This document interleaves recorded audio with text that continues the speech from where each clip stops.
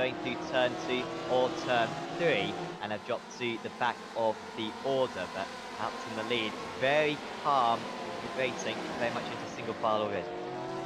Pretty clean on the most part, wasn't it? We saw that lone spinner just before we got to turn 1, which is surprising given how many people are on the grid. It's absolutely packed as you're trundling down towards the first couple of corners, but everyone seemed to get through reasonably well. And McMahon just pulling a little bit of a gap, managed to get 6/10 over Madsen, who I don't really had a bit of a moment, maybe got a bit of a twitch coming out of a corner, maybe just dropped back behind Edwards, the same distance behind, and then the train.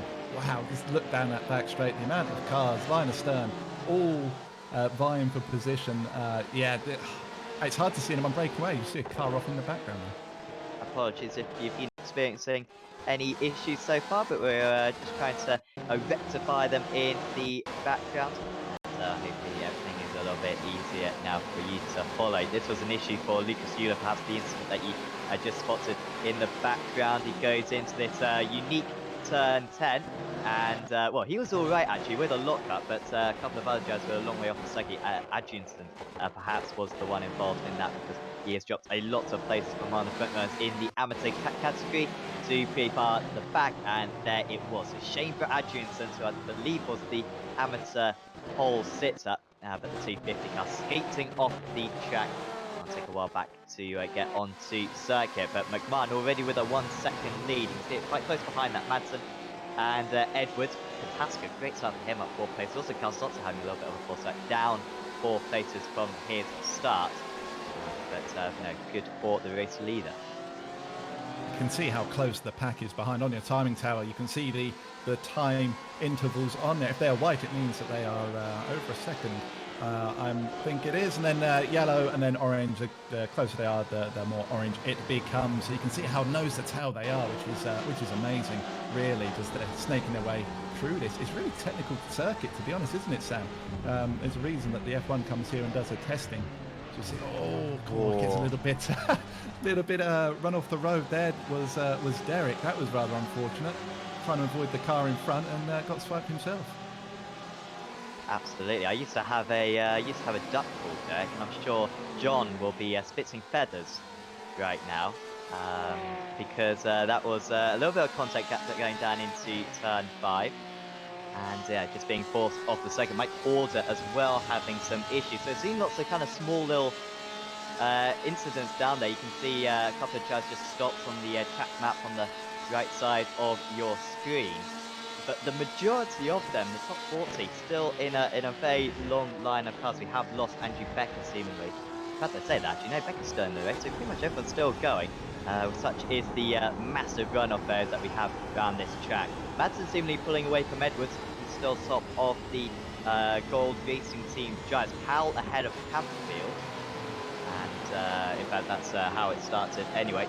And so, no, that is Campfield actually passing Daniel Lee then up into 6th place at the moment, although Lee very close there, just coming out of turn 4, maybe thinking about going for a move. Also Broomfield and Powell have dropped down. Broomfield, who had made up a lot of places, I think he was about 8 places after a very disappointing qualifying. Here it was then on Dean Powell. He looks to the inside, Powell moves across slightly, Broomfield's still there, and they both go sliding off. And, well, maybe the stewards have to have a look at that. Yeah, it just seemed like he was pinched a little bit too much. We saw Broomfield, he mounted the inside curb, didn't he, just to try and give as much room as possible. But from the outboard, it looked like maybe he was pinched just that little bit more. On board with Daniel Lee now. We did have some confirmation, actually, that it's not H2 Engineering. It is definitely H2M Engineering. So thank you for clarifying that one during the week. I certainly appreciate it. Yes. Apologies, by the way, to Daniel for that not showing up. The league admin absolutely slacking and not updating some stuff, so apologies for that. But no, H2M Engineering. That is the name. He's still behind Campfield though, who did manage to get past Campfield, of course, a rookie in this series. We've also got James Salt and Max Wolf, who were quite close to one another. They're still pretty close to one another, to be fair, are Salt and Wolf. And also Kataska getting quite close. Kataska on his debut as well. Just down in 12th position at the moment is that trio going on. Dallas unfortunately missed last week's race, but so much made his prominent his appearance known in today's event. And once again, we can't see this at Barcelona quite a bit. Pretty kind of tricky to overtake. Run very close to drivers, often in GT cars, but that obvious overtaking spot, not too much there, especially on this historic circuit.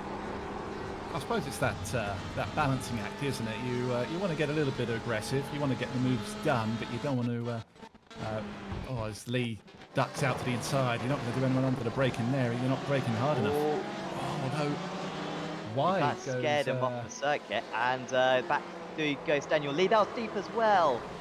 Oh dear, and that was, I think, was a complete mistake there from Adrian Campfield. Lee fortunately only loses a couple of places. And here is how it happened. Ran wide and then came back to the next corner. Yeah. I think he was just panicking a little bit, wasn't he? Just trying to not lose position and time. But he done a nice favour there, didn't he? Campfield just pushed Lee back round, so he's pointing in the right direction. I'm sure that was intentional. And Lee back underway again. We see, once again, like we did last week, Edwards and Lisa Kopsik here, just line astern, just biding their time, aren't they? They're so ominous, these GRT cars this season. They're just lurking, just waiting for the moment, aren't they? It's brilliant to see. Yeah, you can see that confidence, can't you? And they know that third and fourth would be good points, even if McMahon is driving off into the distance, having half a second lap faster as the race leader than anyone else, by the way. Still, they know that these are good points in the positions they can't be running. I wonder if we could go back to that Salt and Protaska battle, because Salt's up into 10th place now, Protaska up 7 places, got past Garzotto as well. They've got quite a queue of cars behind, representing lots of different teams. So, of course, Garzotto, GRT Blue, then Max Wolf, who isn't assigned to a team, so someone needs to snap him up.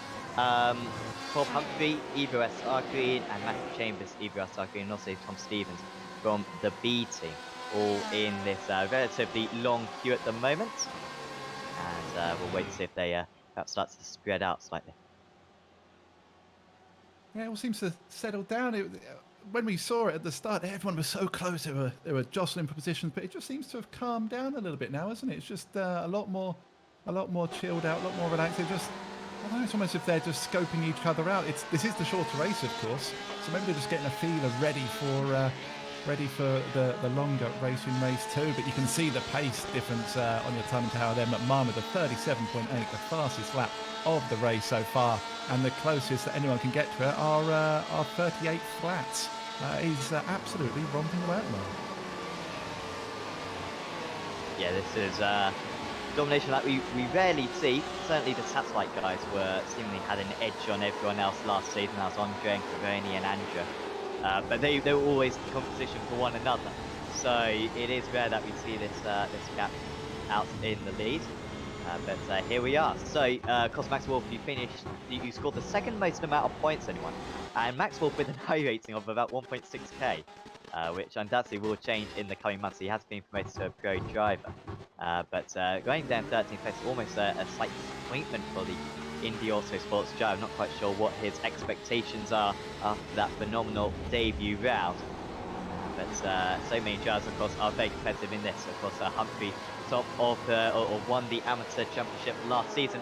Mateus is off the circuit and now dropping down the order, was in 19th place. And also Stephen Bloomfield off the circuit again. So Bloomfield having a nightmare of a race at the moment, and I'm seeing him dropping down outside the top 30. Massively unfortunate for Bloomfield. He's had some issues, isn't he? First lap he seemed to have some issues as well. So big shame for him. It just snaps on him a little bit there, doesn't it? That's very uncharacteristic. Last season he was, I want to say, impeccable on the most part, wasn't he? He was more issues. So that was with Johnston. I'm not sure who made contact with Johnston there, but it was all very kind of slow motion. You can see it coming from a few hundred meters back, and yeah, they all clumsily have to go off the circuit to avoid one another. So plenty of incidents going on down the order. Dennis Eichenberg, by the way, is up into 7th place. He's recently got past Daniel Lee. So also Holman's up into 6th place. So Holman and Eichenberg storming through, but here is Eichenberg having to, in fact, passing. Sorry, this is Eichenberg defending from Lee. Apologies. With Campfield back onto the rear of this train. Yeah, Lee's not going to give him a moment's rest, is he? Looking just all over the back of him, just filling his mirrors, giving Eichenberg something to think about. Although Lee goes a little bit wide himself there. You have to be careful on that corner. You can get yourself a slowdown as Lee's looking to the inside again. Eichenberg, the front of Eichenberg's car is very ruffled, isn't it? Look at that. He's had some issues. The back's not looking too good either. He's clearly had some issues somewhere along the way. But surprisingly, and I'll say it again, BMW not well represented this season. He's the only BMW in the top 25. It is so strange because in the Aussie Mix and Picks GT Championship, which I was commentating on this morning, so it's very like up to date, and everyone drives BMWs. It's probably like 60% BMWs.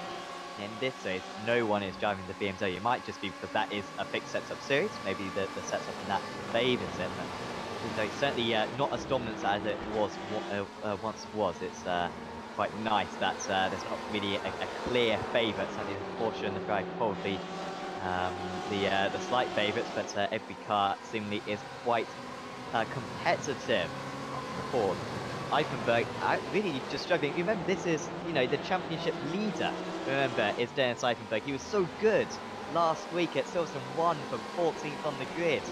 And yet Daniel Lee is making him look very mortal at the moment and hounding him into every single one of these corners. And it's not just him, but it's 4 or 5 others, and they're lapped as well in the mid-39s. Guys who are 10 places lower than them in the mid-38s. Can't help but feel it's a bit of a cork in the bottle at the moment. Of course, Daniel Lee was saying to us last week, wasn't he, how sometimes he loses his head just a little bit when he's higher up the grid. But so far, he gets awfully close to the back of Eichenberg, and again, almost touching. So far, he seems to be keeping his cool. I am risking a commentator's curse, of course, by saying that. But I'm going to stick my neck out on this one. He seems to be settled. Eichenberg, I wonder if that damage is just slowing him up just a bit. Although that said, Holman's not really pulling away at a massive rate of knots, is he? No, let's see what the lap times are. You can see them on the side of your screen. Once again, McMahon, the only guy in the 37s. He's been the only guy in the 37s. For the only race, he's the only guy who set a 37, and yet every one of his lap times seems to be in that ballpark. What a phenomenal, consistent drive it's been from him so far. And then, Eichenberg on that last lap. Back into the mid-38s, which is much more like it. Madsen as well coming under increasing pressure from Edwards. Not much of a pace difference between these guys. 1/10 of a second faster for Edwards on that last lap. And that's it, Madsen, who is a new driver. You've raced alongside Madsen, of course, haven't you, Adam, in the World GT Championship? I mean, he's competitive in the GT3s and he's competitive in these GTEs as well. Alongside is a bit of a stretch. He is much quicker than I, so most of the time he was ahead of me, and I just wished I could get alongside, to be honest. Yes, he is incredibly quick. From a personal experience, and I don't mean this in a derogatory way, but he can be quite forceful with his racing. He will put the car in position and basically say to you, well, look, I'm here. What are you going to do? If you don't let me through, we might have an incident.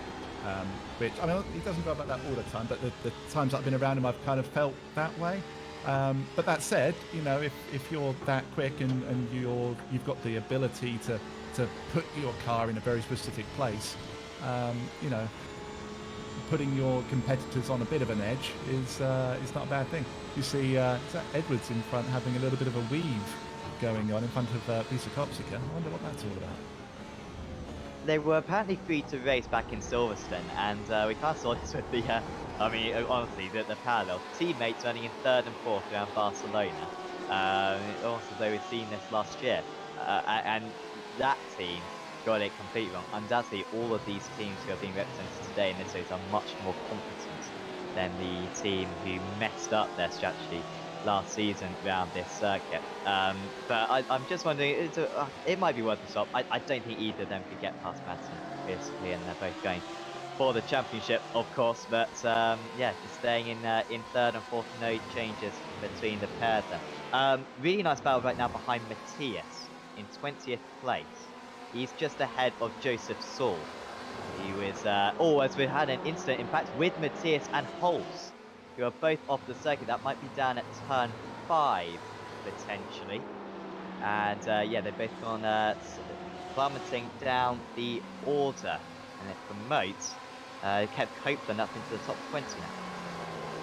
Yeah, it's kind of funny, isn't it? I stuck my neck on the line by saying Lee's looking good, and you mentioned two drivers, and they instantly have an incident. Yeah, there's some good old scraps down in the bottom part of the order. It just shows, isn't it? Every position is so vital for these drivers. Copeland he's doing a pretty good job, isn't he, in the B team? We saw him last season. He was pretty steady. He done reasonably well, all things considered, and he's looking to kind of step up again this season. Although there is quite a gap to City Zabo ahead. He's definitely got his hands full with Kittelman right behind him, who we know can be relentless in his pursuit over positions. In fact, I remember back to Nürburgring last season. Kittelman was overtaking wherever he could, and even when he couldn't overtake, he would still put his car there. It was quite the drive for him, for sure. These guys, leaders of the amateur class. Well, in fact, I think we've got 15th place is Tom Stevens, leader of the amateur class at the moment, but certainly in the higher up positions. Saul, amateur championship leader as well, so he's certainly the guy that these guys want to beat, and Derek might be able to do that because it was forced off earlier on at this corner, as we have got a replay for Pumpkin. Did you see an off track being highlighted for him? And here he was as he tips a wheel onto the grass. No, and it's that same slide, isn't it, that we saw for Broomfield earlier on. And interesting that Broomfield was in the BMW, Humphrey in the Porsche, and they both had that same incident. I wonder if they're just pushing the limits of maybe a little bit of trail braking going in there. Didn't see any smoke from the tyres, but maybe just a little lock-up, just a little, just enough just to unsettle it, and rather than lose the car in a spin, they've just opened the steering and gone wide. See, Madsen, he's got Edwards right up behind him now, isn't he? There was a gap, maybe 3 or 4 tenths between them, but Edwards has closed it up. Maybe that weaving down the straight was Edwards' signal to Visa Kopsika to say, right, let's go. We've got just under 10 minutes to go. Let's get a move on. Let's get this second and third place for us.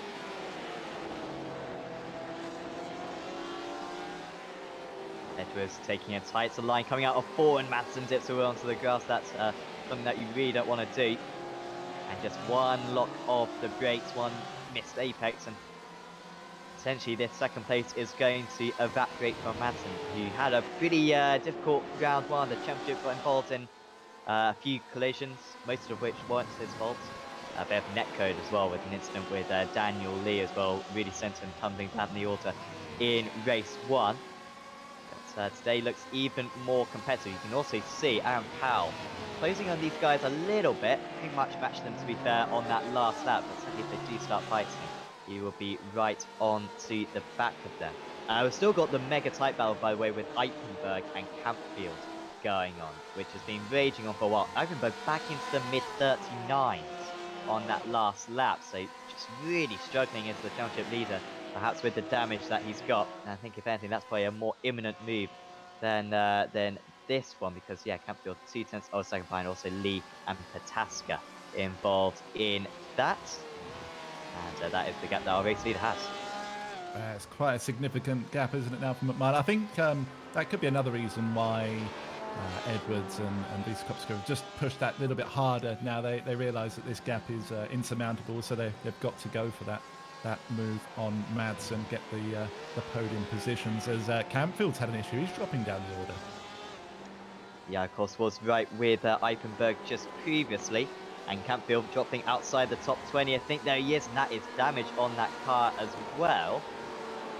He's done well to hit a barrier from there, unless he's maybe gone into the barrier before turn 1 even. Maybe he's been tapped around from behind.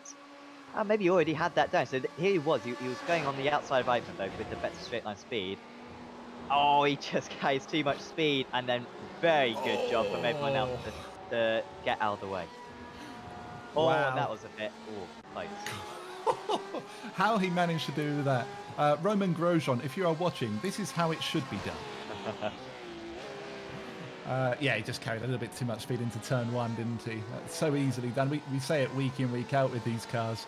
You carry just that little bit too much. You push it just that little too far. Ask too much of the rear of your car, and it will swing round on you, and there's nothing you can do. It's not like a good old front-wheel drive car where you can just boot it and get it straight again. No, when the rear starts going on these cars, you are pretty much a passenger. So Campfield dropped to 19th place. Now remember, we will have a reverse grid. We could have a reverse grid of up to.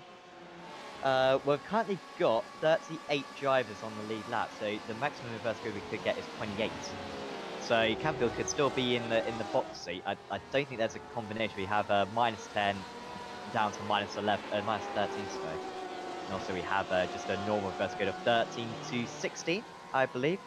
So he's not going to be starting on the front row, basically, but he will probably be starting quite near the front, as long as we do get one of those minuses rather than the pluses. As we go back to this car, which has just been raging on all day long. Eifenberg still in 7th place then. Lee catching up as Lee is defending, in fact, from Pataska in his debut race. Pataska can't get past Lee. I feel like if he can, he might be able to attack Eifenberg just ahead. There goes the Porsche. The 1-2-3 car moves into 8th place. And now Eifenberg has already fended off one battle with Campfield, who spun when trying to pass him. He's got another rival now to keep behind him. This is going to be tough for Eifenberg. Pataska does look racy behind Lee. I do wonder if Eifenberg was thinking, if I can keep Lee behind me, then maybe they'll start battling and give me a bit of breathing space, but it hasn't played out that way. Yeah, now he's got Pataska to deal with. And Lee's not giving it up, though. Look how close he is coming through the left-hander there. If he can stick that close, he might have a chance for a nice draft down the main straight and maybe get his position back. Alex Nella just letting us know that Roman Grosjean has sued Apex Racing TV, so they say he wouldn't be the first. And he, I mean, I do journalism uni degree, so do not question me. I can honestly say that is an honest opinion and the truth, meaning that it is not defamatory material. So unless Alex has some kind of repute to that, he has no grounds on which to sue us. So there you go. For once, my learnings have served me well. Lee with a slight slide. You could see how fast Pataska was down the straight. I'm struggling so much. As long as you get within probably about 3/10 of him going down out of the final corner, then they can be in with a good chance. Garzotto now with these drivers. They're to the 40s on that last lap. Lee was in the 40s, was overtaken as Eifenberg puts his car to the inside of the track, and this is inviting Lee once again. However, the run down into 6 isn't a very long one. As long as he can fend through 6 and 7 and then have a decent turn 9 as well, he should be fine until turn 1 again on the next lap. It's just the way that this circuit is shaped with the nature of that final section. No, you're absolutely right. We saw Lee with that little slide. Of course, that puts Salt right on the back of him, and we know how racy Salt can be, so he'll be interested in that. And Garzotto, again, he wants to get involved in this. He's been a bit of no man's land up until now, but he's got the chance there of maybe 2-3 places if he plays his cards right. We can see the gap ever extending. McMahon at 1:38.3, which is still around half a second quicker than the guys behind. That's absolutely absurd. Alex Nella saying that that's all a journalism degree is useful for. I can't disagree with that, to be honest. It's basically well, yeah, it's useless. It's useless. But well, anyway, whilst I contemplate my life choices, I wonder if we could go back to Dennis Eifenberg again, because it looks as though Eifenberg has survived that battle for 7th place. So actually should be all right. So maybe we'll stick with Madsen to these next few corners because he's only got a few more places where he needs to defend. Turn 10 is going to be the last opportunity. Heights corner. And then he should be home, and Jai Edwards looks as though he will be able to beat Kopsika, and of course these points for Edwards will close the gap in the championship lead, albeit in this just round 3 out of 16. Madsen, it doesn't feel the need to go defensive at all, and it looks all quite secure for the HM engineering driver to take this second place. And it looks quite secure for Tom McMahon, who only won one race all of last season.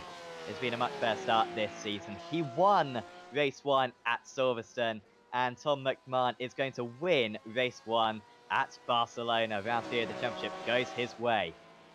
Madsen and Edwards will round out the podium. Some late battling with Pataska and Lee. Pataska was under massive pressure from Lee. He did manage to get ahead of him momentarily, and there goes a Rossi move from James Salt. It wasn't going to work out for him. Tight runs the light. Can Lee perhaps get this position for 8th? He can't. He loses out by 6/100ths of a second. Pataska, in his first ever race in the series, gained 10 places for a phenomenal result. They're still very close as well further down. Saul beating Derek and Adriansons. Gordon doing a good job after not doing qualifying, I believe. Gordon up 18 places, more places gained than anyone else. And the rest of the order will come through. These guys could potentially be on the front row of the grid if we get a big reverse grid. So it could be important, these lowly positions. But that was kind of what we expected, I think, Adam, for that first race. Not a whole lot of overtaking, but really on the edge of your seat stuff. I think once we get the reverse grid, that's going to be the spark that ignites this fire. And I think race 2 could be absolutely mega. It could well be. It was kind of weird, wasn't it? A bit of a mad dash at the start, then it all kind of settled down, a couple of little battles. And then it was like a mad scramble, wasn't it? The last couple of corners. But McMahon, there he is. What a great drive from him. Literally drove away from everyone, didn't he? You don't see it too often in these races. Usually someone can stick with, but no, he went and that was it, done and dusted. Another win in the books from McMahon. There it is, 7.7 seconds clear. One of the biggest race 1 margins we'll see all season long. Nick Madsen finishing in second place. There's Taj Edwards, make by Kopsika. Aaron Powell in a quiet 5th, but he was really quite close to those guys throughout. James Holman, great 6th place. Holman's been really impressive ever since he's joined the series. Dennis Eipenberg holding on to 7th. I mean, geez, that was a good Gandalf impression. You shall not pass. Dallas Pataska on his debut finishes in 8th. Daniel Lee and James Salt rounding out the top 10. There's Jeffrey Garzotte, Max Wolf, Bob Humphrey. Tom Stevens was top of the amateur drivers.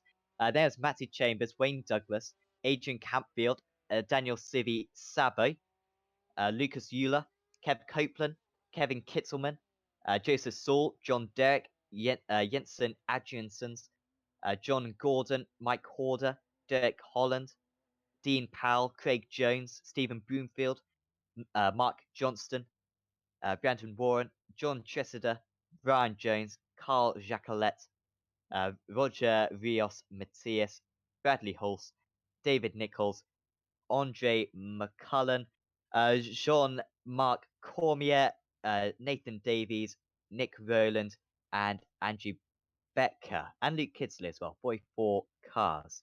Well, actually, Kidsley didn't even take the start. Drivers on the lead lap went down to David Nichols in 38. So that is the little post. I don't know. God, something is important about that place because that is the drivers who are eligible for the reverse grid. And Woody, I think we are about to spin the reverse grid wheel to find out who will be on pole for the second race. Yes, indeed. Hello, everybody. It was an exciting first race.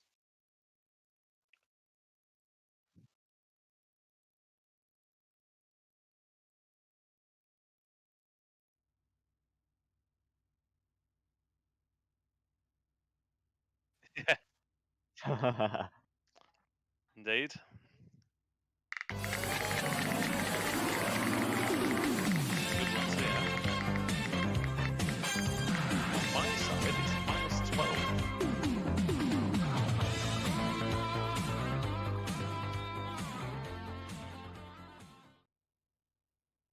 Well,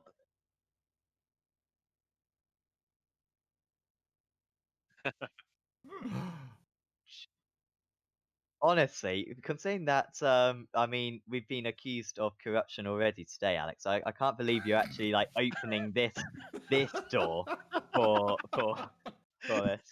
Um, well, I'll go for the stream one, I guess. Jeez, Alex, thanks for putting me in that situation. 14th place, which means that Tom Stevens will be on pole position. Honestly, if the drivers pull out of the series right now, I wouldn't We're blame not them. going to beat that line for the whole rest of the season, are we? Tom Stevens on pole position, then I guess. Bob Humphrey alongside him on the front row of the grid. So there you have it. That is the reverse grid, and we'll be back with you on Apex Racing TV in about 15 minutes for race 2 of the evening here in the Apex Racing League GT Championship. Do not miss it.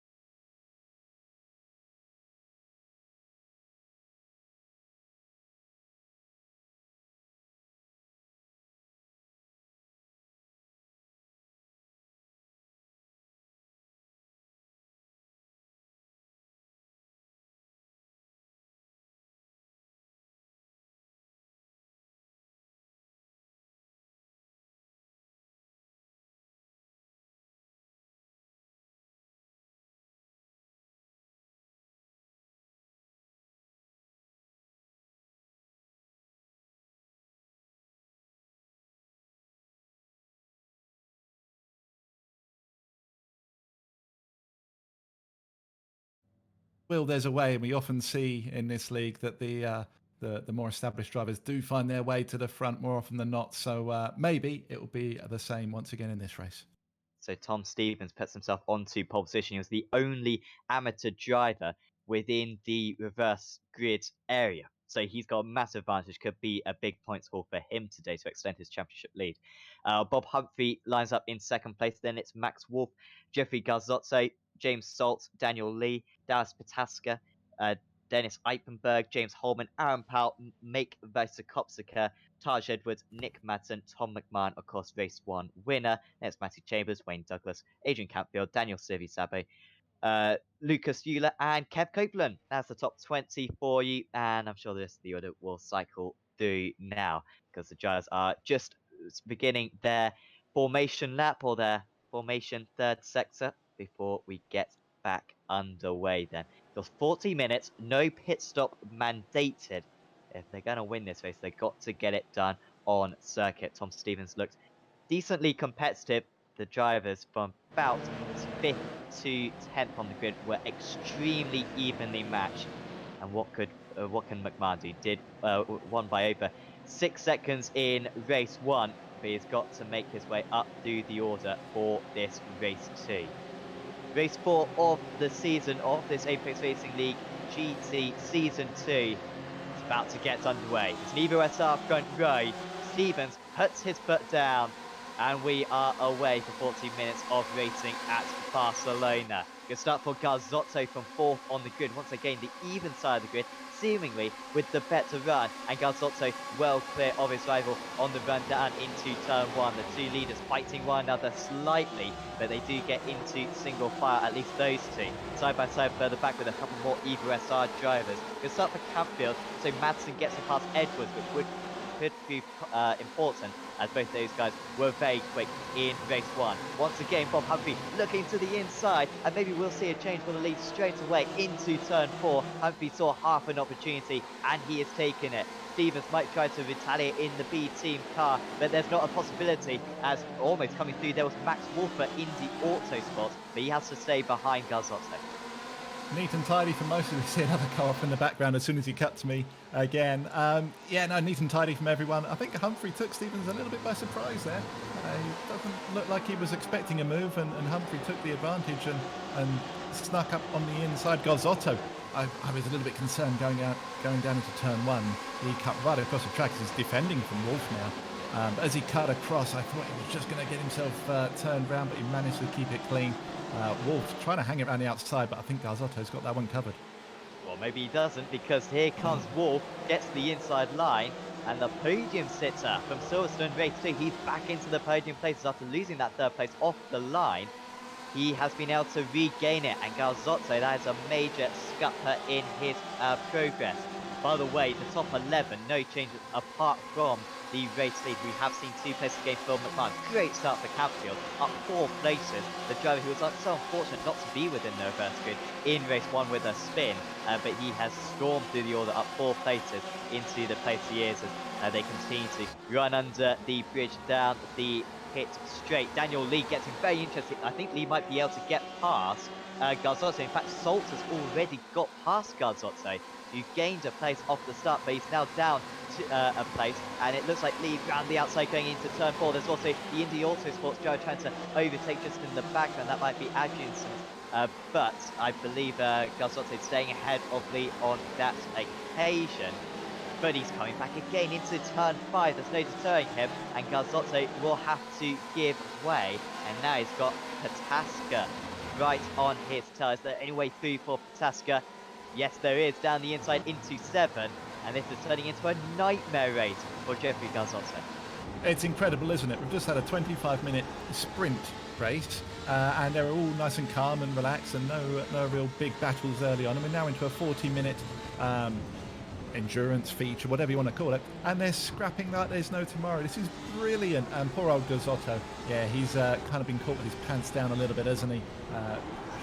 It's not that he hasn't defended hard, it's just the other cars going through have just been that little bit more forceful, haven't they? Just forced the issue and got the job done. I wonder if you could go to TVP, which might just show off the amounts of cars with their close proximity. look at that. Just car after car after car. This train going all the way from pretty much down to Pataska in 6th place, all the way down to Daniel Civisabo in 16th. And it continues further down as well. There's a couple of almost moves down into turn 1, but I don't think anything was really sticking. Fastest first sector, by the way, random move for Adrian Campion. He pulled that one out of the hat to show how quick he is. McMahon has got past Vysokopsika, by the way. Vysokopsika is actually down 1 place from his start, but McMahon only in 11th place. And remember how quick he was, but he's not really making that many moves up at the moment. He has got a couple of teammates ahead of him, and one of them is bouncing right now, Aaron Powell, but Powell sticking his nose in through turn 5, but McMahon has it covered. I think that was McMahon got past in turn 4. It looked like he was let through, to be honest. Powell just gave him a bit of a wide berth and then just broke that little bit earlier so that McMahon could get ahead. A lot of work still to be done, though, isn't he? From where he is, the pace isn't electric, but he's still got to get those overtakes done. Edwards hasn't really done anything so far, has he? Which is surprising. He's actually lost the position from the start of this race. That was Civisabo almost getting past Vysokopsika. Or maybe he did get past Derek, not quite sure, but there was certainly a car right on the inside of the circuit going down into turn 10. Really frantic driving, but so far good driving. I haven't seen too much contact, but that certainly is a possibility to come later on as we see a little bit of a replay of a change for 2nd place. In fact, this was, and this was how Tom Stevens actually dropped down the order. He was running in 2nd place and just gets nudged out off the circuit and sliding away and almost making contact with Pataska as well. And off, and it's 2 of the Evo SR cars plus Holman. So Holman, Powell, and Stevens all going off the track. Oh dear, there were 3 wide, I think, going into that corner. Could well, but yeah, we just see it. Cars behind, scampering to get clear. We'll see it again. They're coming. A little touch there. Oh, so late on the brakes from Powell at the back. Good old phrase coined by Martin Brundle, a day late and $1 short on that one. He come from a long way back and paid the price. Yeah, that must have been a mistake from him. I don't know. I mean, Powell's a very good driver. I don't know why on earth he'd tried that move when there's already a couple of cars battling in front of him. Must just misjudged his braking areas, but it's really compromised their races. Holland is dropping down, and also Dean Powell. So I think its issue before was for Aaron Powell, but now Dean Powell has dropped down the order. Look at Lee, he's down the inside of Wall. Well, it's not quite happened for Daniel Lee. I don't believe it's ever got a podium in this series. You can correct me on that one, Adam, if you wish.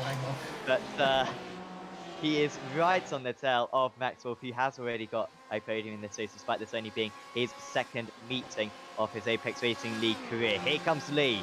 Deep in the slipstream, the gap's down to 1.5 tenths of a second. He knows that he needs to pass, 1 to catch up to Humphrey, and 2 to keep McMahon behind him. And there goes Daniel Lee for H2M Engineering.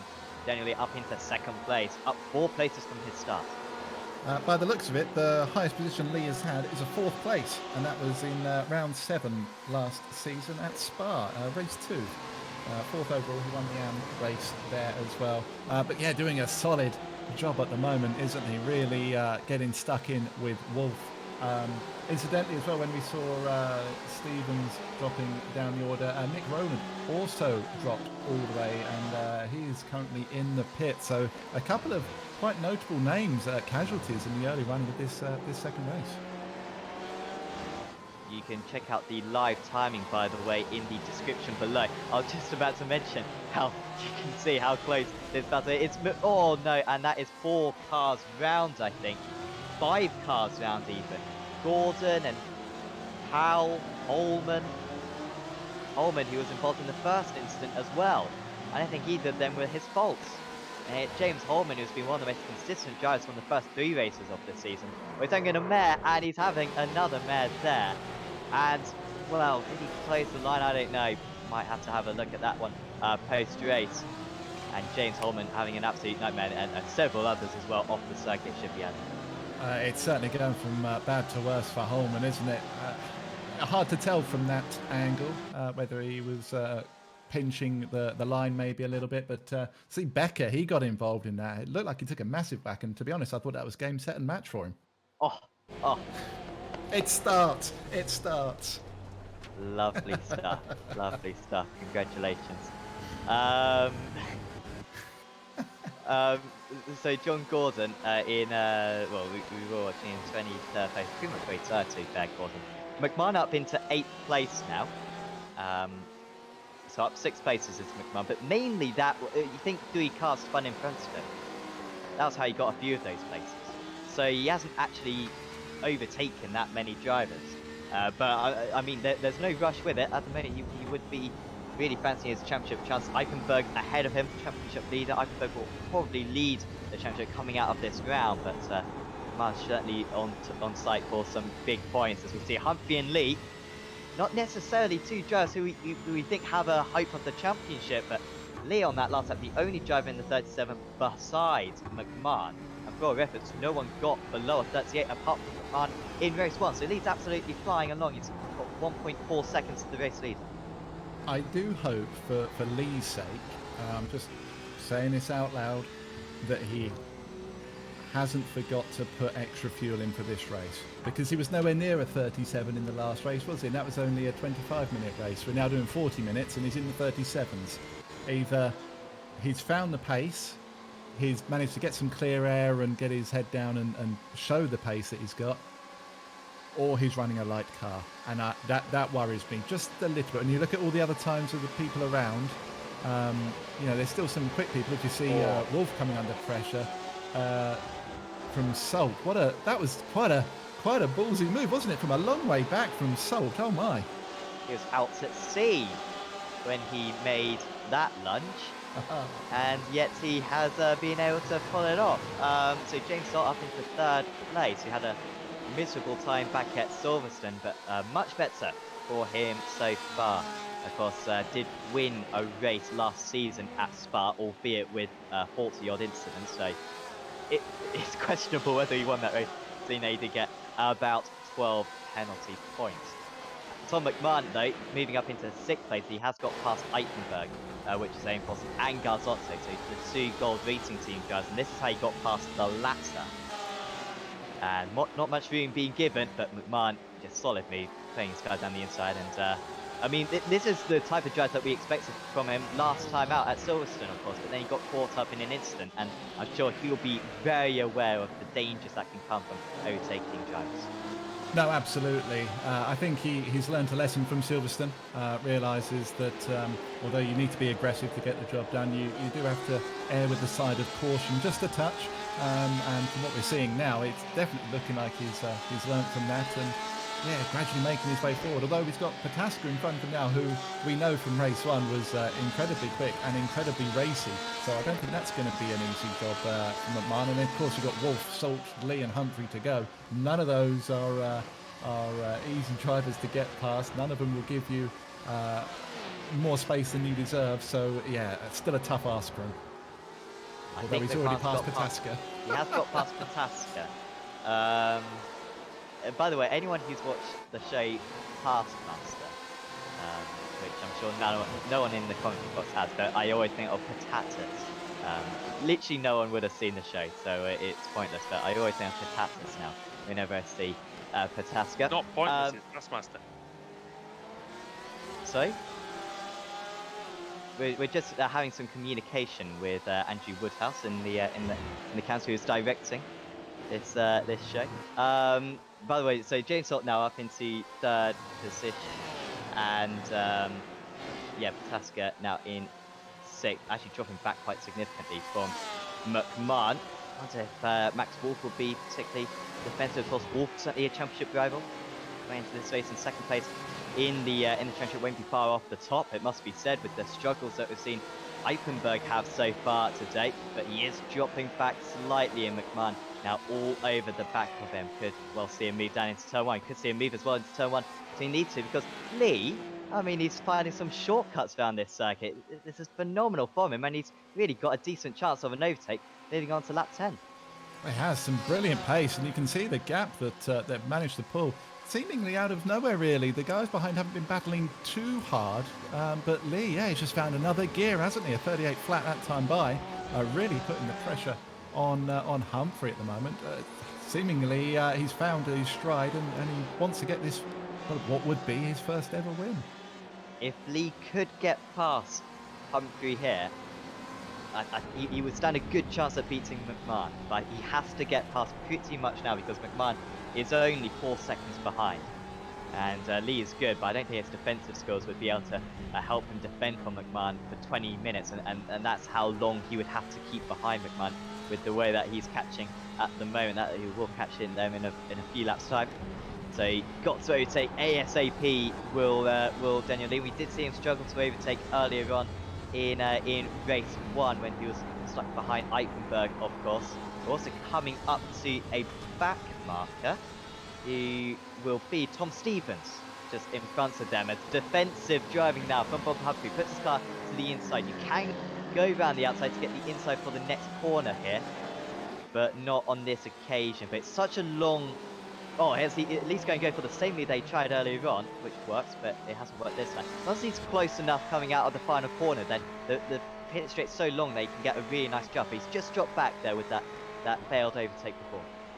So the thing with the Ferrari, it's not the greatest through the corners, but down the straight, boy, will it go. It is a slippery vehicle indeed. And it, like you say, just get close enough.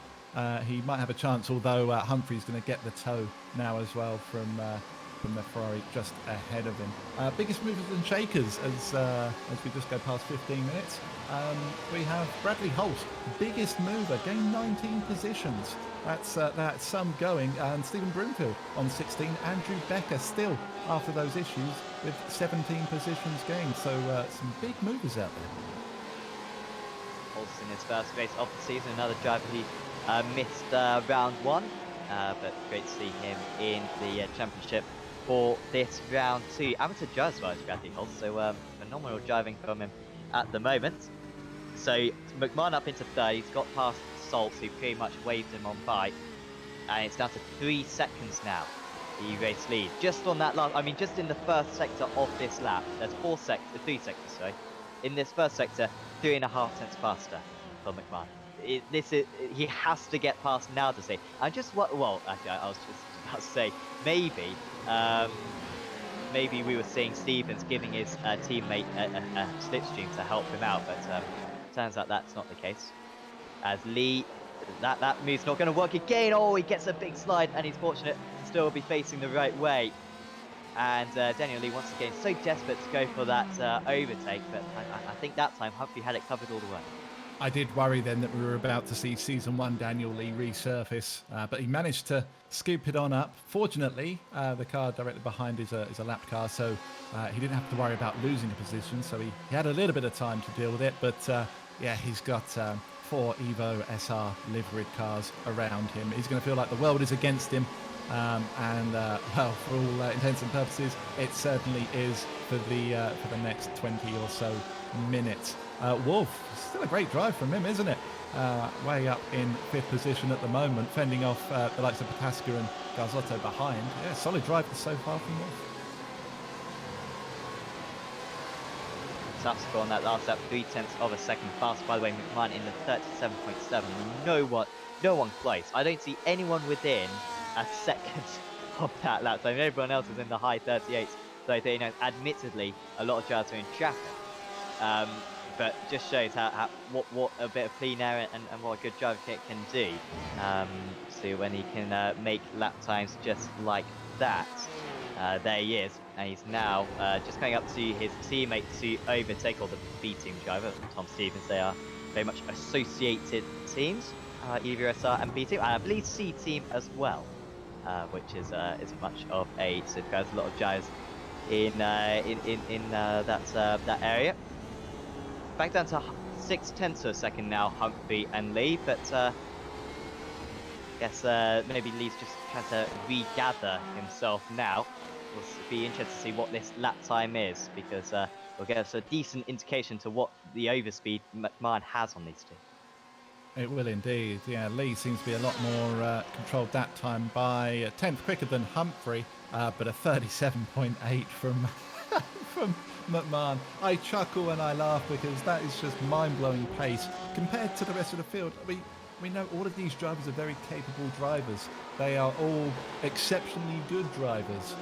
So when one shows that outrageous pace differential, it's literally mind-blowing, and it's something that we're certainly not used to in this league. As we're looking back from Kopsekia's gearbox, Eichenberg has lost the front of his car again. He's having some real issues with the front of his car this evening. Fortunately, it won't get too dark towards the end of this race, but he has just been overtaken by Kopsekia. So now I need third place gold racing team driver, I believe Eichenberg, but ninth place is still some points, and I'm sure he wouldn't want this to be his job. If he could salvage a seventh and say a 10th from today's round, that wouldn't be too bad. Here comes Lee though, to the outside. This is as close as he's come all race long on Bob Humphrey. Humphrey covering the apex and can slow the car down. Lee taking a very wide line there and then drives it in deep for 11. Let's try and get the cut back. As long as he's within this distance going onto the pit straight, it should be quite routine for him because the throw should have the overspeed down the pit straight. But McMahon is chasing them down. It's down to 1 second. And in fact, Lee just struggling through the final couple of corners, if anything. And the gap back up to 4/10 when it really needs to be within 3/10. And by the time they get into turn 1, I don't think he's going to be close enough. It's just not a big enough braking area. And Lee's going to have to spend another few corners sitting behind his rival. That is the trouble with this circuit, isn't it? Although there are some great corners here, none of them are real heavy braking zones. Of course, if you do the usual layout, you've got the hairpin, which is probably your best bet for a late braking move, but all the rest of the corners around this layout are pretty flowing. So you have to be either incredibly brave on your brakes and incredibly late and just muscle your way through. Oh, as we see, he has a little look there. Oh, contact between the two, then they go spinning round, and McMahon just slides his way through the pair of them. And you were talking about maybe season 1, Daniel Lee emerging, and he knew that he was going to have to go for it if he was going to win the race. And he did go for it, and it's spelt disaster, and that was just too far behind. He didn't have the run coming out of 4, and then he darted to the inside for 5, but yeah. Well, I don't know. Maybe you could argue Humphrey should have left more space. We'll see what the stewards think afterwards. From the onboard, it looked like maybe he wasn't going to get it stopped, and maybe he was pinched a little bit. That's a really, really tough break for the pair of them, to be honest. I wouldn't want to be a steward at that. That's pretty hard to call. As we look back to a rather lovely pink boosted motorsport Ford. Horder running 12th. He's snuck up there, hasn't he? I haven't even noticed that. Of course, oh no, he's not the lone Ford. I was going to say he's the lone Ford. There is one other Ford in the field, but that's way down in 29th position. So, yeah, 12th position for Horder. What a great job he's doing so far. It was very good at Silverstone as well. Unfortunately, got caught up in an incident in race 1. But look at this train. So we've got Max Wolf at the front of this, who's moved back up into the top 3, started in the top 3, fell down to, I think it's 6th, but he's back up into 3rd now. Then he's got Tasker behind him, and then it's Kopsekia, who's looking better now as Kopsekia. Lee has emerged into the middle of this, so he was way clear, was Lee, and I imagine he's going to be really tentative to the end of the race. He's probably really annoyed with himself. I mean, he was so critical of himself last week as well, when he did very little wrong. I mean, I don't think he got any penalties, even for the incident they thought he was massively to blame for. It turned out it was netcode anyway. I think, so maybe not with the most positive mindset. I think he's going to be really negative in that car at this point. But he's right in the heart of the battle. Garzotto as well behind him, Eichenberg, Douglas, Campfield, and Edwards as well. And yeah, Horton, Humphrey might join this one. Edwards, sorry, that's not Edwards. That is, that's the back marker. Apologies of Stevens. Just letting the fight. Yeah, if Lee wanted to take a breather after having that incident, he's certainly not going to get it, is he? Right in the middle of this lot. And again, we said about it before, the depth and abilities of these drivers. You look down the timing tower, you wouldn't want to be in any of that, would you? They're all great drivers. They're all doing what they what they do in these cars, and it's amazing to see. But yeah, McMahon kind of got gifted that, didn't it? I do wonder, actually, I was going to say this at the time, I do wonder how much the thought of McMahon closing him down was affecting Lee and his decisions on when and where to try overtakes. You know what I mean? Like maybe that was playing on his mind a little bit, and he was trying to be a little bit more forceful than perhaps he would do normally. I think that's certainly the case. I think he was battling McMahon rather than Humphrey, almost, despite the fact that Humphrey was the driver who was closest to him. But it's all been quite simple now for McMahon. He's on course for a double race victory. Eifenberg is dropping down the order. He's not off the circuit, apparently, is Eifenberg, but he certainly has some kind of issue there. And the championship leader down to 12th place. Pretty sure if it ended like this, McMahon would take the lead of the championship. Because 8-round season, or 8-meeting season, 16 races, and this is only meeting 2 of the season. So you know this is very early stage, but you don't want to be losing too many points. Here it was then. That was Douglas going down the inside. It's a lot of curve, and I think you can see he wasn't massively off the circuit in order just to be able to nip his way through. A little bit of oversteer was needed for him to rotate that car around the rather large GRT car. That was incredibly close. I did have to chuckle a little bit. I never realised quite how big the BMW was compared to the Ford until you see the BMW without the front bumper. It looked like Ford was going to be sucked right into the right into the engine bay of that BMW. That thing's huge.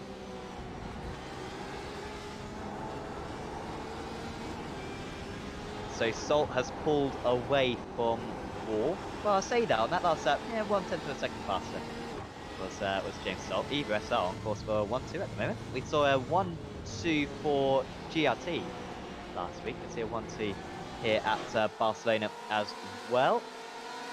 Tasca fighting a lot of drivers. Satellite Racing Blue driver, of course. And he has got Vysokopsika on his tail. It's very difficult to tell how quick Vysokopsika is because he had he had an all-right qualifying, I believe, in race 1. But I mean, he was in that big battle for pretty much the entire race. We haven't actually seen him in some clear air all day long. So, we know he really could be way faster than Salt potentially. And he's got Lee as well. And to be credit to Lee, he is still lapping quite quick. By the way, this is the biggest battle we've got out on circuit. Apart from that big battle, we've got a couple of duels, and here is Joseph Saul battling with Mark Johnson. We've also got Madsen battling with Becker. By the way, Becker up 21 places. So he is doing pretty well at the moment. There goes Johnston. Had a tough race 1 through no faults of his own. Around the outside through 11, this would be a staying move if he could pull it off. Saul keeping his car on the inside. Should be a better exit for Johnston. He should be able to carry a lot more speed on that outside line through the penultimate corner. Saul still there. Will he keep his nose on the inside for the final corner? No, he doesn't. And that was that's one of the best moves you'll see all day from Mark Johnston. That was certainly a hard-fought position, wasn't it? Again there for Johnson. They did get incredibly close, and Joseph Saul, we know he's a good, consistent driver. As he sticks his nose up, is he really? No, he's not. I did wonder whether he was actually going to try and make a move there. He did seem to kind of think about it maybe 2 or 3 times, but the B team driver decided not to on that occasion. Wolf still holding back Vysokopsika. Vysokopsika's got past Tasca, hasn't he? Oh, he has. You're right. Yes. Now, once again, he's right onto the back of Wolf, and Salt actually just had it wasn't that bad a lap, to be fair, from Salt. Maybe had a bit of a tricky first sector here. All of a sudden, Salt's just randomly starting to lose a 10th or 2 every sector, it seems, after pulling away slightly. He's falling back into the clutches of these guys. So, second place for Vysokopsika could be very possible. And I mean, I'm very confused by the championship, but that might put him in the lead of the championship. There are so many quick drivers. As, I think it's only a matter of time till he passes Max Wolf here. Yeah, I'm kind of on the fence with that one. Wolf, he has shown good defensive prowess when needed, so although Vysocopska might have the pace, I think Wolf's going to make it incredibly hard for him. I do wonder if Salter's burned his tyres just a touch trying to get away from this group, which is why he's now falling back a little bit. We are almost half hour in, which you see Vysocopska late on the brakes, up the inside. Has he got it done? Yes, he has, up into P3 for Vysocopska. And now 8/10 of a second to catch up to James Salt, as Woodhouse says, Sam was right. And I realise all the viewers might think that I'm just lying when it comes to that. He did genuinely just say that. Lee, no, he I didn't. think... I thought Lee was going to go on a move for Pataska there, or turn 5. I don't think he'll ever want to have a move down at that turn 5 again, to be honest, Lee. And yeah, he was certainly a lot closer to that one than he was to Humphrey earlier on. But to be fair, probably less time essential. This could still get a second place out of this race, Lee. He might get a post-race penalty. He could still get second place out of this event, as he's right in the draft now. So it's such a short stretch, especially with the pace of these GCE cars. Will he go for a big dive? Here he goes down the inside into turn 10, and that's much more like it. Daniel Lee moves up into 5th place. That's much better from him. As we see Garzotto getting a little bit interested behind, isn't he? Just flashed out wide, looking like he was going to try and get a cutback. We're on board with him now. Tucked right up behind Pataska. Pataska's, he's battling like crazy, isn't he? It's all happening around him at the moment. He's not going to want to lose another position. He seems to pull just a little bit of a gap. But yeah, great send from Lee, and back to how he was racing early on in the race.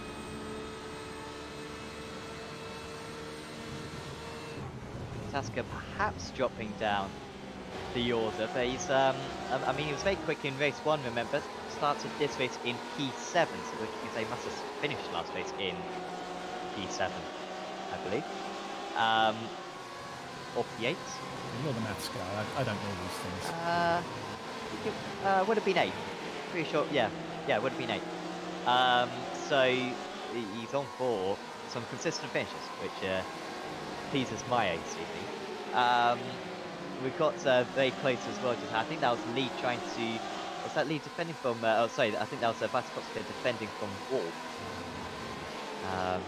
And actually, sorry, I was wrong on both counts. So it was Salt defending from Vysocopska. But here we go, and Andrew Woodhouse did not just say Sam was wrong. I totally heard that one. Oh, well, Travel to my second home in Durham, even. Okay, we won't mention what Andrew just said there. Enough controversy on the stream tonight. James Salt is, I think once again it's only a matter of time, but we do know that Salt is a bit more feisty, I think, than Maxwell. So far, Maxwell has come over as a gentleman. He was very nice to talk to him after the Silverstone round, whereas James Salt, there's a few adjectives we could describe him about, but none of which would, I think all of which would potentially be defamatory. As Vysocopska 1/10 of a second behind, here he goes. Salt proving me completely wrong and being quite nice to him. There he goes, Lee as well, bursting down the inside into turn 1. So a change for 2nd and a change for 4th. Vysocopska, Salt, Lee, and now Wolf just back down into 5th. Mark this moment down in the timeline, because that would make a great picture. We see the move for the 2nd place, one up the inside on turn 1, and then right behind them another move as well. 2 great moves up to the inside of turn 1. Get the job done. Now, do you think they can catch McMahon up? I don't think. No, 8 seconds, probably not. That is a long time thinking about it. We've only got 8 minutes left. Wow. So, yeah, I know. Where's that gone? It was really quick. Well, yeah, there is McMahon. We can see the gap, lap 19, really stretched out quite a bit as the guys behind were battling. But yeah, who's out on the outside? Nick Madsen? Yeah, I did see him drop down a few moments prior. Reminds me of oh, here we go. Reminds me on Assetto Corsa, I think. They don't. It's something like they don't have like proper cameras, I think, on Assetto Corsa, and so they have to park cars around the circuit in order to actually see the other drivers, and that's how they like film stuff. That's what Marco Barbier was saying anyway when he was hosting a race around or some Italian series. So yeah, just remind me of that. I'm sure he's got a lovely camera view. I think that's probably the better camera view than we have because we're restricted by barriers and such, whereas he's just sitting in the gravel trap. As we this battle was getting properly close before the train from second down to 12th. I think was all separated by about 3 seconds for a moment. It has slightly separated now. Eichenberg down to 13th place now. And also Broomfield only in 14th, but Broomfield did start in 30th place to be fair. But after a run of races, Adam, where Gold Racing Team have pulled away from the rest of the field to make themselves the best team in this series, this is a little bit of a it's a little bit humbling for them. They haven't necessarily done much wrong, but it certainly made the others look. It certainly made Evo SR and a few of the privateers as well in this series, a few of the smaller teams, very much make sure that they're shown as well. No, absolutely. See Lee having another little look. Maybe that was a little bit too late from him. Yeah, I do wonder if maybe collectively as a team, we know that they help each other with setups and try and get the best out of all of them at all the tracks they go to. So I just wonder if this is maybe one of those tracks where they collectively can't quite find that magic combo that's been working so well for them over previous rounds and like you say, have really become the team, you know, in the championship. Lee's really close now to Salt. Will he be close enough? Salt defends really early, doesn't he? Forces Lee to the outside. Surely he's not going to keep it around the outside. Oh, he might keep his nose. That was wise from Lee. I was worrying that we're going to have a Norris Stroll incident, I think, from last season. The only reason why I remember that incident is because I sent on the forums, I sent my impression of it that it was Stroll's fault, and Lando Norris replied on the forum saying good opinion. Was I mean that's my route to stardom right there. Anyway, I mean I think we've got Andrew Woodhouse who's actually commentating on this with Lando Norris, who used to do a few of the BSR MX-5 Tuesday races, which Norris did. Yeah. So I'm sure Woody commentated on a few of them, and they gained quite a bad reputation back then. Lando drove us for a couple of months, I think, back in the day. Apparently Lando, drove for. Here comes Lee down the inside into turn 10, nearly on Salt. I can tell you that Lando wasn't particularly good in an MX-5. I beat him at Monza in that series. Yeah. There you go. That's your beat to start. I've seen it. He's not lying. The thing is, I remember I think I remember that Monza race where Lando deliberately wrecked someone across the line when he was fighting for the win. And anyway, we'll get back to this race. Lee, closer this time again. He nearly made the move. One lap ago. Salt deep on the brakes, but Lee's even deeper on the brakes. Just makes the corner, and Daniel Lee is back up into the podium places. He's got past James Salt, and now Max Walker's right onto the back of these guys, 0.2 of a second back. They get past the back marker as well. This would be great from Salt into 4. I think Lee should have the pace to follow away, but that's a slide. And the tyres perhaps just degrading slightly. Here comes Salt into 5. Has to go the long way. Just tried to line it up for 7. However, he's just inviting Max Wolf onto the back of this, and Patasco and Garzotto. Campfield up into 8th place. He's been really good. So too is Douglas in 9th. And they're back together again. Oh, and off the second, it's Douglas. Douglas is off the track. Oh, he's done so well all day long as Wayne Douglas.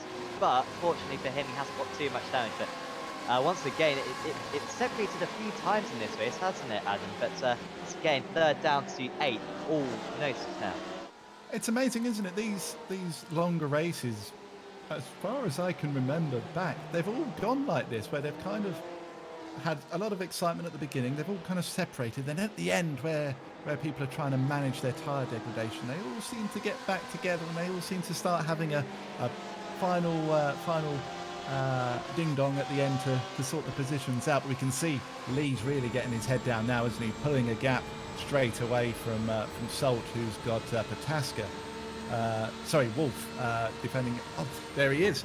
There is Salt. I was right in the first place.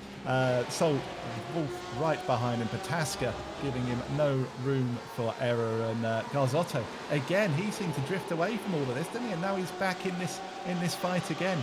Campfield, as you said, and Edwards as well, right on the back of this.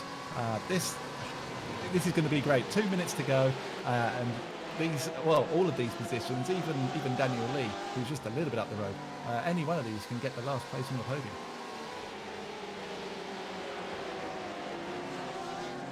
Now he moves into 5 on this occasion. Edwards, by the way, a 38.66 on that lap, 1 second faster than a couple of the drivers ahead of him. Bob Humphrey, by the way, in 10th place. He's done well as Humphrey after the spin with Lee earlier on, but he's not going to catch up to these guys by the end of the event unless there is a collision. Any opportunities here? Pataska was a little bit slow. Garzotto almost close enough. Also Salt coming under increasing pressure from Wolf. We saw from Spa last season how good Salt's defense can be. Wasn't good enough against Lee, but I don't think that Wolf has got close to the pace of Daniel Lee. That is Horder battling with Eichenberg, who almost has his car ahead. And I think if it weren't for the lack of front part of its car, there would have been contact. There was awfully close again, and once again with that front bumper missing, it looked like Horder was literally going to be sucked up into the front of that BMW. Last lap now already. That is flown by. So it's now you make your moves now, or you don't get any reward. We see side by side behind there with Edwards and Campfield. Campfield putting up a stellar defence. Got to be careful though, because if they battle, they're going to lose these front guys, and if those have an issue, they might be too far back to actually capitalise. All very wide for Pataska there. I think he will be all right. Has Eichenberg had an off then? Oh, he spun it onto the curb. And more points lost for him there. This was what I was concerned about before with driving it in very deep towards Wolf. He didn't lose a place to Pataska in the end. Garzotto really close to the back of Pataska though. But yeah, no moves imminent down into turn 10. McMahon miles ahead of this. He won by over 7 seconds in race 1. Lee could have perhaps challenged him in this race 2. The collision with Bob Humphrey ended any hope of that. And Tom McMahon is going to do his first ever double here. He's going to be the 3rd man in Apex Racing League GT history to do it. And Tom McMahon wins race 2 at Barcelona. 60 points plus 60, 120 points for him today. Vaisa Kopsiko, great drive to finish in 2nd place. And Daniel Lee, well, it could have perhaps been a little bit better, but a 3rd place, his first ever podium in the series. James Salt holds on valiantly for 4th and ends up as a pretty high point scorer today. Max Wolf, Das Pataska, Garzotto and Campfield all right behind. And the others as well approaching the line. The top of the amateur drivers will be Wayne Douglas, providing that he stays as an amateur driver. He is at the moment an amateur driver, at least it's Douglas. He was very strong today, finishing in 11th place right there. And remarkably, we've still got, there's a big gap between the front guys and the midfield guys, almost an entire lap. But Dean Powell battling right now with Euler. And remember, Euler led for a little bit of the race back at Silverstone, but hasn't quite been as good for the satellite driver tonight. And he's also lacking a rear wing, as Andrew Woodhouse points out. Yes, I don't know whether I like that better that way, to be honest. Either way, like a rough, isn't it? Does the rough have a rear wing? I'm not sure. I think I've driven it once and then threw it away because I didn't like it. But once again, look, we're battling all the way down 31st. Carl Jacquelet still having a fight with Derek Holland there for what essentially is last place on the track, because I believe Nichols... Oh no, Nichols is still running, albeit a lap down. Nichols just had a 56-second first sector. I think, how's he done that? He lost nearly 30 seconds Oh, so apparently he came into the pits maybe to take some fuel. Okay, that makes more sense. So Nichols finishing in 32nd place, but it's still points. Not many of them, but it is points. As he crosses the line, I think that'll be 9 points for him, right there. So the results then from this race 4 of the season: Tom McMahon wins out, putting behind him the disappointments of Silverstone race 2 1 week ago. Make Kopsika finishes in 2nd place. Then it's Daniel Lee, James Salt, and Max Wolf rounding out the top 5. Daz Pataska, Jeffrey Garzotto, Adrian Campfield, Taj Edwards, and Bob Humphrey all were involved in an epic scrap in the top 10. Wayne Douglas, top of the amateur drivers. Then it was Mike Horder, Dennis Eipenberg, Kev Copeland, John Gordon, Joseph Saul, Stephen Broomfield, Mark Johnston, Daniel Sabo, Andrew Becker, James Holman, Jensen Adjansons, Aaron Powell, John Tressida, Jean-Marc Cormier, Dean Powell, Lucas Euler, Brandon Warren, Ryan Jones, Derek Holland, Carl Jacquelet, David Nichols, and one lap down was Andre McCullen and Kevin Kitzelman and Tom Stevens. They'll all score points. Drivers who won't score points: Nick Madsen, Bradley Hulse, Maxi Chambers, Craig Jones, Roger Rios Mateus, and Nick Rowland. Disappointing start for Rowland. Disappointing start on the most part, stats like racing, but hope that they come back stronger later on in the season. So we'll now conduct some interviews. And first up, we've straight away got an interview with our double race winner, Tom McMahon. Congratulations, Tom. Correct me if I'm wrong. Adam can correct me. Adam's notepad can correct me as well if I'm wrong. But I don't believe you've ever achieved a double before in ARL history. So congratulations. Way back in British GT, I did. Oh, okay, fair enough. Pre-notebook time. Yeah, Ah. way back. But nope, that was the first one in the, I guess, the newly christened ARL GT. So yeah, that was cool. So race 1, you just seem to have three. I mean, in qualifying, you had 3.5 tenths. In race 1, you seem to have 3 tenths, and in race 2, you just seem to have 3 tenths. You just seem to have that buffer in each of the rounds. I mean, are you able to identify how you got that extra pace? Because last week you were arguably the fastest, but it wasn't by a whole lot. Today, it's very strange to have that amount of a cushion over the rest of the field. I guess maybe I'm getting more used to the Porsche and how to drive that. I had a full week of practice rather than changing an hour before the race. I don't know. Yeah, just in race 2, it seemed to be like on the brakes. I was able to gain quite a bit of time on people. Yeah, it just hooked up and yeah, worked really. Yeah, braking would probably be the main thing in answer to your question. And in race 2, you were gradually making your way up through the order, but it wasn't particularly quick up through the order in race 2. I guess, were you just following the same method as you were last week in Silverstone? More conservative because I knew that I had the pace, so it was just a case of survive lap 1. I think I maybe made 1 place on lap 1. Get the tires up to temperature, slowly start to pick people off, avoid a little bit of carnage that was around, and yeah, then it was just a case of knuckle down.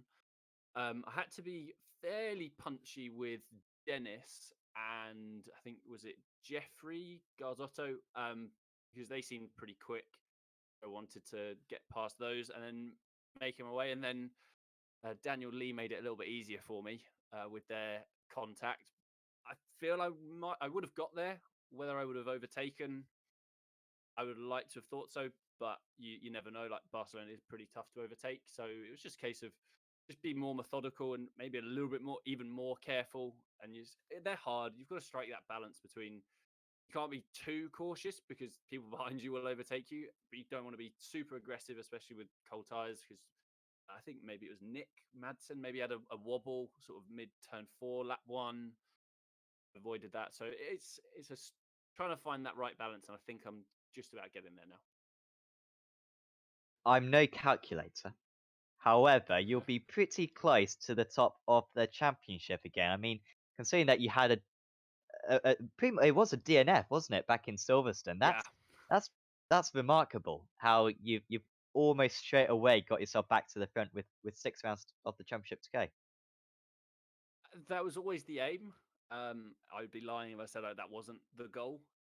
I was really gutted last week. I did put a good amount of practice in for this week. And yeah, brilliant. I managed to get a 0x for race 1, so that will get me an extra little point. So yeah, no, a really good round. I have no idea what Phillip Island will be like. I've only driven that in a Skip Barber, so who knows? But no, delighted with tonight. Absolutely. Well, congratulations, Tom. Is there anyone you'd like to give a shout out to before we say goodbye?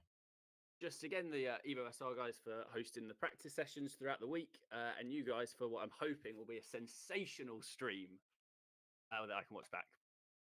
Honestly, your hopes are very misplaced. Um, Oh no.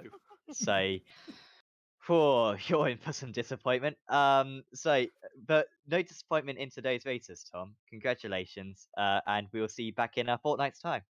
Super stuff. All right, cheers, guys. Tom McMahon there. Thinking that we put on a good stream. I mean, yeah, like I said, Has he not watched disappointment our previous awaits us ones? all. So, what did you say, Adam? Has he not watched our previous streams? Well, clearly not. No. Ignorance is bliss. He's got 3 to pick from this time as well. We've got, backup stream, 1, and then a false start 1 as well, like unlisted ones. If you can find them, you're all right. Absolutely. I mean, the entry fee will be tripling because of that, because we've got 3 streams. So that's as good logic as any. Who would you like to have a chat with now, Adam? We've got a couple of choices. We have. I think just because of the trials and tribulations this evening, I'm going to have a little chat with Daniel Lee. Daniel, I suppose it could be called a night of what ifs. It seemed to be pretty rough out there for you. Talk us through it. Both races were incredible, for sure. That's one of the best rounds I can remember for a long time. I love the track, and with so many people on the grid, it was going to be tight. Race 1 was just a case of recover from a couple of lost places. I can't even remember what happened. There was so much action. But Andrew Campfield, if you correct me if I got the name wrong, had a battle with him for a little while, but then we touched afterwards. He gave me the place back, which is super sporting of him. So just a shame, but we had a bit of contact there. Otherwise, then I was bottled up behind Eipenberg, whose defence is impeccable. He doesn't go wrong. You can't get past him. I knew I was faster, but there was no way past. He was covering all the attack points as well, so there was no intimidating him. Just could not get past. So me and a couple of other cars joined the scrum behind him, and he held on. So really, really pleased with race 1. How fun it was, if anything, despite slipping down the order from the grid position. It was still incredibly fun, and I really, really loved it. Race 2, you were right at the sharp end, battling for the lead with Bob Humphrey. Of course, you had McMahon closing the gap pretty quickly, and we did see her coming together from the shots that we saw. It was pretty hard to call.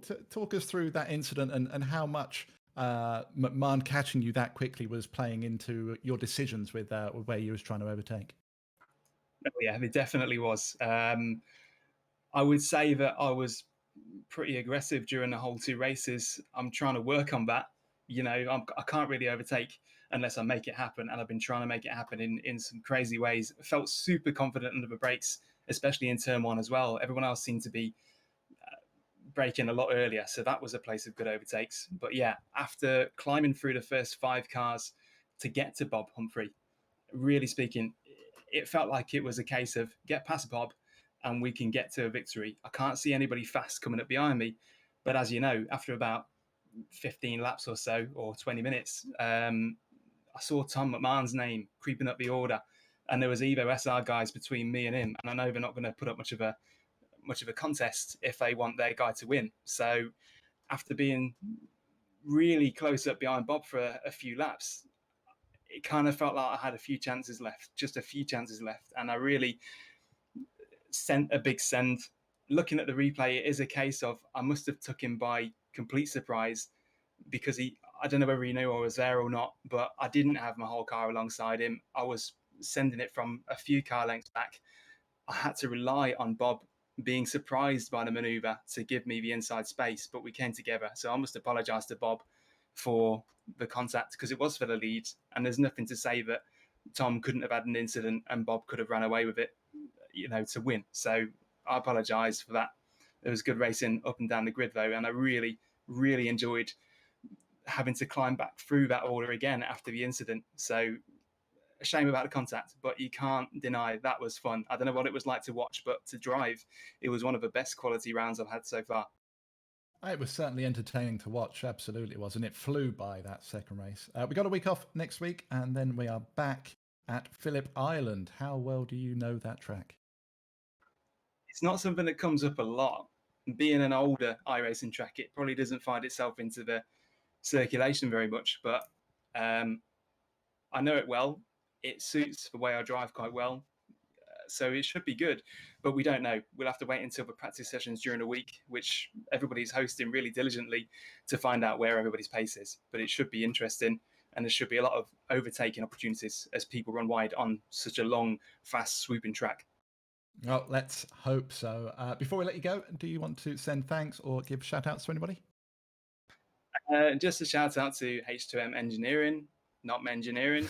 Let's clear that one up.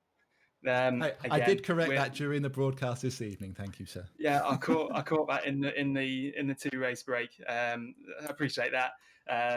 Good guys, they know what they're doing. They're still trying to get stuff done. So shout out to them. Otherwise, just a shout out to generally the whole grid. There's a lot of really good races in there, and I'm just pleased that it's so heavily populated, and you really do feel a lot of atmosphere lining up for the grid on both races. So let's keep it. Awesome. Well, pleasure as always to speak to you, and we'll see you in 2 weeks at Phillip Island. Thank you for hosting. Cheers. Cheers, Daniel. I'd say Jeffrey next. Daniel Lee there. We'll next have a chat with Jeffrey Garzotto, seeing that he's been waiting so patiently. And it was a fantastic result as well for Jeffrey tonight. Last week, Jeffrey, I think out of your teammates, I think you were the third highest score, but today you're playing them out of the water. Congratulations. Thanks. Yeah. My new season resolution was just less crashes, mistakes, and wrecks. That's usually what stole my good results last season. I failed to do that in Silverstone because I took someone out in both races, but this time it went a whole lot better. I still had a few frustrating moments where I just like racecraft is my weakness for sure.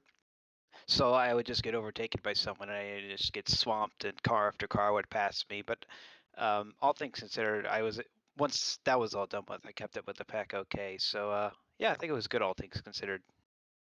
Both races seemed really similar for you because it seemed like the entire day there was like a magnet in about 7th place. And Yeah, really. everyone, the 4 cars in front of that and 4 cars behind that were all kind of glued to one another. So we constantly had like a 10-car chain. In race 1, you ended up, I believe, penultimate out of that chain. But in race 2, you were a little bit higher up. I mean, you say that your weakness is racecraft. That was a tricky situation to be in. Yeah, I don't remember the name of everyone, but whoever was in those packs in both races, I was just really impressed with how we were all able to stay together and nobody took each other out. I hate to say, I was kind of banking on it, or hoping on it, thinking, maybe I'll gain something because I'm just in the back. I'll gain something if someone wrecks, but nobody wrecks. So, yeah, I mean, like I said, I'm happy with the fact that I was just able to keep up with them because raw speed. I wasn't sure if I had it, but yeah. I can't complain really. I just didn't get wrecked, so I'm happy. Going into Phillip Island, I mean, is that a circuit that you know particularly well, and is it one that you enjoy? Tentatively, well, I've only driven in the Porsche Cup, and I really, really like it there. But I have no idea. I'm kind of excited because I have no idea what to expect with GTEs here. I mean, I know it's been here in the past, but that's on V6 tires, and I've never driven anything else but the Porsche Cup here. So I'm looking forward to that. It'll be a really interesting challenge. Absolutely. Well, we wish you the best of luck for that one, Jeffrey. Is there anyone you'd like to give a shout out to before we say goodbye? Yeah, just the whole team, but especially my Porsche teammates, Mike on the incredible second, and Taj. Just unfortunate what happened to him. Just he had really good speed, but just issues after a few issues compounded in race two, and he didn't quite get the result he could have. Well, thanks for having a chat with us, Jeffy, and congratulations for your really good results today. And hope to see you back in 2 weeks' time. Thanks. Take care. Jeffy Garzotto there finishing in even 11th place in race 1 and then 7th place in race 2.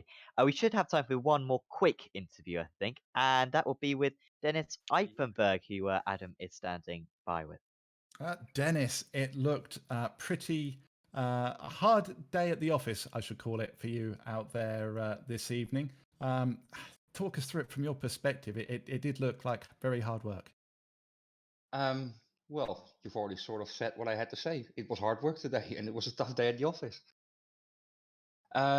First race was very interesting. I had an amazing race with Daniel. I just had a brief chat with him after his interview. I just can't thank him enough for trying as much as he did, but yet still, keep each other alive. And it was really fun to be involved in. Second race got a pretty good start. First bit of the race was very decent. Then there was a couple of contacts, which made my evening even more difficult than it already was. Those Porsches, they're just phenomenally quick out here, and I couldn't find nearly the pace that I had in practice. So yeah, again, tough day at the office today. We have seen a massive shift from the BMWs last season to being a mainly Porsche heavy, especially the top half of the grid. Why have you decided to stick with the BMW? And is it, after a couple of races, is it a decision that you're now starting to consider, maybe was that the right or wrong way to go? I was considering either the Porsche or the Ferrari, but we also wanted to have some unity in our teams. There were 2 guys who chose the BMW. There were already 3 guys who chose the Porsche. I am fairly comfortable in the BMW, and this is also the last week with the current balance of performance. So I'm hoping that once the next race is going to happen, it has leveled out the playing field a little bit. So we'll see what happens. It was a bit of a gamble to go with the BMW. It worked out the first race. It did not work out at all today. So we'll see what the balance of performance is going to be like in iRacing's next season. Speaking of the next race, we travelled to Phillip Island in 2 weeks' time. Yeah. The BMW is quite a hefty lump to get round, quite a technical track. Balance of performance aside, how do you think it's going to go there? Probably terrible. I mean, I don't know. I've practiced on the track only once. That was half a year ago. I did not fare very well. Luckily, we got 2 weeks to prepare for that, and then we'll see what happens. But I fear bad things are going to happen. Well, let's hope for the best then. Before we let you go, is there anyone that you want to give a shout out to? Yeah, just you guys for hosting it. It's always fun to watch back. There's a lot of people who watch it who really appreciate it as well. So this evening, I'm just going to thank you guys for everything you do. Oh, you can come again. I like you. Favorite driver. Well, I spoke last week we were friends, Adam. Now I can come back next week. It seems like step down. It was funny. I spoke to a Dutch friend of mine straight after that, and he said the response that Dennis gave was a very typical Dutch thing to say. So we're friends, okay? I'm sure it is. But no, pleasure as always, Dennis. Commiserations and congratulations for tonight. It's been a tough one, but you've persevered, and we'll see you in 2 weeks' time at Phillip Island. Please say hi to Sam Daddy for me, and see you guys in 2 weeks' time. Will do. Cheers, Dennis. Cheers, mate. Bye-bye. See, I've got a mate at the end there as well. Don't know who Sam Daddy is. Certainly not me. Anyway, so that is the end of the rating and end of the interview. So, I mean, going into this season, I was really excited about Phillip Island. I think it's a circuit that is really underutilized, particularly in GT racing. There's a lot of expanse around the circuit, a lot of grass. So I'm hoping any incidents we get off the start shouldn't be too much of a problem. But the rest of that circuit, such flowing corners, it's great in single seaters. I think the downforce of these GT cars, I think, should be a similarly fun challenge. I enjoy watching races there where the drivers know what they're doing. I'm horrendous there. I don't understand the flow of it. I just can't get my head round sacrificing corners for next corners, and it's above my ability level. But like I say, I love watching drivers around there who know what they're doing. So, given the quality of field that we've got, we should be in for an absolute treat. Fingers crossed. Absolutely, and the championship's going to be so close as well in the higher positions as well. Going into that meeting 3 of the season, meeting 3 out of 8. So break week then next week for the drivers to all prepare for that Phillip Island round, but then we will be back for a couple of races in 2 weeks' time. Of course, if you've enjoyed this video, please do leave a like on it, and also subscribe to Apex Racing TV so you can check out all our other videos. Some 20 between 20 and 30 races on the channel every week. Absolutely craziness. Even week 13, we're actually going to have like stuff to show. It's absolutely alien to us. So certainly do subscribe to Apex Racing TV to catch all our broadcasts, and do check out our social media as well on Facebook, Twitter, and Instagram. But for now, from me, from Adam, from Alex, and from Andrew, we're going to say goodbye, and we'll see you back in 2 weeks' time at Phillip Island. See you then.